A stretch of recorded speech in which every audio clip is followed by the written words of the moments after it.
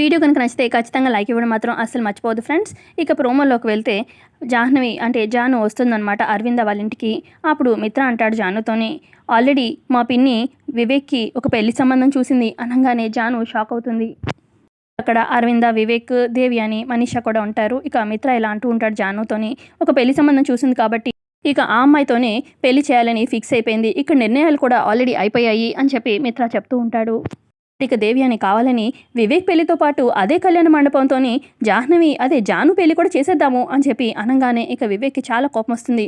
Stop it balm అని చెప్పి గట్టిగా అరుస్తాడు. అరవింద అక్కడే ఉంటుంది కానీ ఏం మాట్లాడకుండా అలా సైలెంట్గా ఉంటుంది. అప్పుడు మిత్ర ఇలా అంటాడు, చూడు వివేక్, అరవడం వల్ల ఏం పనులు కావు. నీ మనసులో ఎవరున్నా చెప్పు. ఇప్పటికైనా నీ మనసులో ఎవరిని ఇష్టపడుతున్నావు ఇప్పుడైనా డైరెక్ట్గా చెప్పు అని చెప్పి వివేక్ని అడుగుతాడు మిత్ర.